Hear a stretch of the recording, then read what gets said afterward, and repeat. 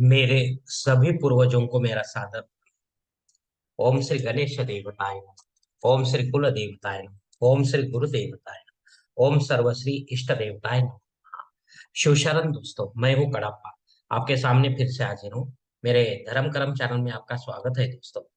दोस्तों, दिन नक्षत्र तिथि योग और करण इन पांच अंगों से बनता है पंचांग। और रोज संकल्प छोड़कर पूजा करने से, पंचांग बोलने या सुनने से नाना सिद्धियां आपको प्राप्त होने की संभावना बढ़ती है दोस्तों।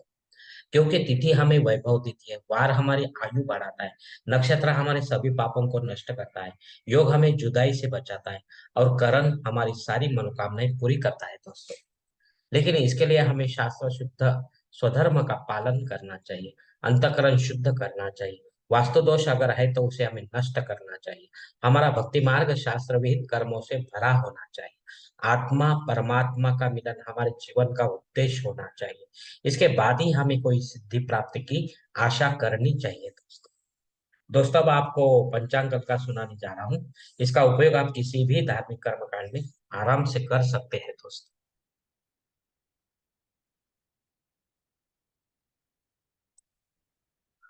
दोस्तों, आज है तारीख 31 अक्टूबर 2023, शालिवान शक 1945। संवत्सर शोभन, अयन दक्षिण, ऋतु शरद, मास अश्विन, पक्ष कृष्ण। तिथि दोस्तों आज की तृतीया तिथि है। रात 9:31 के बाद चतुर्थी तिथि शुरू होगी। वार मंगलवार है दोस्तों आज का। नक्षत्र दोस्तों आज रोहिणी नक्षत्र है। कल सुबह 3:58 के बाद मृग नक्षत्र शुरू होगा। योग दोस्तों वरियान योग है। दोपहर 3:33 के बाद परिक योग शुरू होगा। करण दोस्तों वनिज करण है। सुबह 9:52 के बाद विष्टिकरण शुरू होगा। और रात 9:31 के बाद भवकरण शुरू होगा दोस्तों।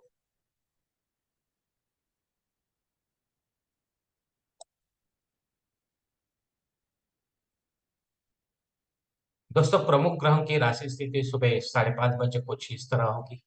सूरज जो है तुला राशि में होगा, चांद वृषभ राशि में, गुरु मेष राशि में, और शनिदेव अपने कुंभ राशि में। दोस्तों, बंबई क्षेत्र में सूरज का आगमन और निगमन कुछ इस प्रकार होगा। आगमन जो है सुबह 6:39 पर होगा। और निगमन जो है शाम को 6:05 पर होगा। दोस्तों, इस पंचांग के आधार पर आज के नित्य देव पूजा का संकल्प अब हम छोड़ने जा रहे हैं। इसके लिए आप अपने दाहिने हाथ की हथेली पर थोड़ा सा जल, थोड़े अक्षत, एक फूल या फूल के पंखुड़ी देगा दोस्तों। और यह संकल्प जो है बोलना शुरू करना है।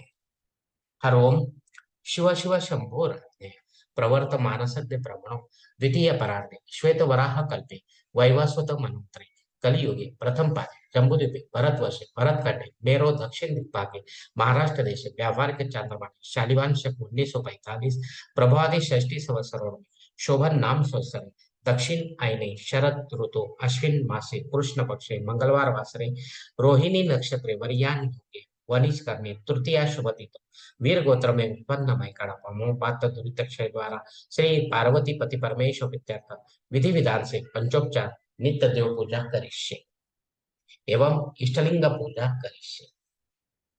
दोस्तों, यह संकल्प यहीं पर खत्म हो चुका है। अब आप आपके दाहिने हाथ की हथेली पर जो संकल्प का पानी है वो सामने वाली थाली में छोड़ दे दोस्तों। दोस्तों, इस संकल्प की काल मर्यादा जो है वो सुबह 9:52 तक है। इस समय के बाद अगर आपको कोई संकल्प छोड़ना है किसी धार्मिक विधि के लिए, तो कृपा करके आप ऊपर के बदले हुए पंचांग का सहारा लेकर नया संकल्प तैयार करें दोस्तों। दोस्तों, अब मुहूर्त विभाग में देखेंगे। इसमें धार्मिक विधि और मुहूर्त काल दिए गए हैं। सबसे पहले सगाई के लिए मुहूर्त है नवंबर तारीख 1, 6 और 9। गोद भराई के लिए मुहूर्त है दोस्तों नवंबर तारीख 1। नामकरण करने के लिए मुहूर्त है नवंबर तारीख 4 और 9। मुंडन करने के लिए मुहूर्त है दोस्तों नवंबर तारीख 1, 3 और 5। गृह प्रवेश करने के लिए मुहूर्त है दोस्तों नवंबर तारीख 3, 5 और 10।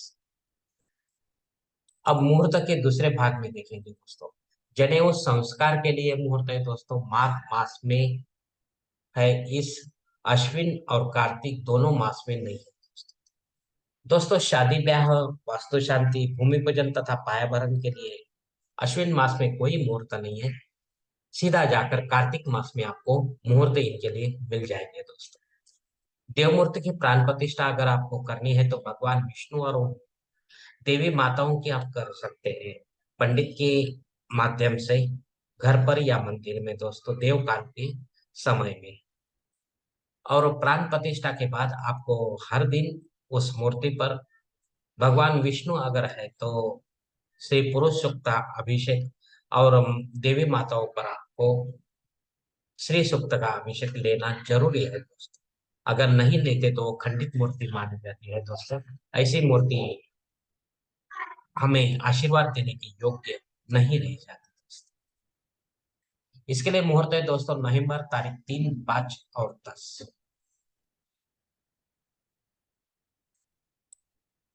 दोस्तों ऊपर दिए गए कुछ मुहूर्त में समय की पाबंदी हो सकती है। किसी जानकार से जानकर ही आप अपने लिए कोई मुख्य और योग्य मुहूर्त का चयन अपने जन्म कुंडली के अनुसार करें। अपने फायदे के लिए पंडित के माध्यम से जबरन कोई नया मुहूर्त निर्माण ना करें, या गौण या आपातकाल के मुहूर्तों का भी चयन ना करें। तभी आप सही मुहूर्त का आनंद उठा पाओगे दोस्तों। दोस्तों इन मुहूर्तों के अलावा अपने तरीके से किसी पंडित के सहारे मुहूर्त ना निकालें, या किसी पंडित को अपने साथ में मुहूर्त निकालने के लिए वो ना करें।